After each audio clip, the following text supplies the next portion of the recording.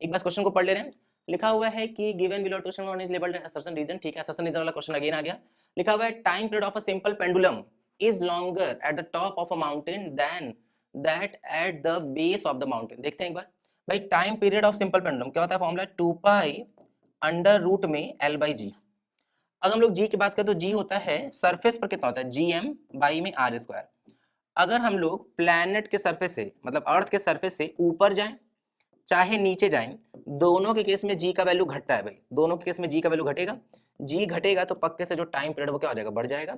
तो जी घटेगा time period बढ़ेगा, तो वाली बात कर लेते हैं। यहाँ पे क्या लिखा हुआ है कि हम लोग अगर टॉप पर चले जाए, top of the mountain, top of the mountain मतलब ऊपर जा रहे हैं, तो जी घटेगा, जी घटेगा, टाइम पीरियड बढ़ जाएगा।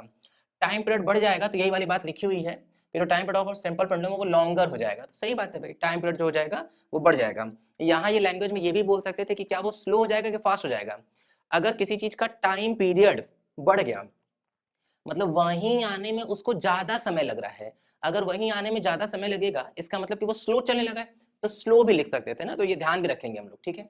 फिर है then that of the base of the mountain, ठीक बात है भाई। जी भाई बेस पर तो जी जो है वो है ही, यहाँ पर जाने पर जी घटा, टाइम पीरियड बढ़ा है, टाइम पीरियड बढ़ा है तो लॉन्गर हो जाएगा।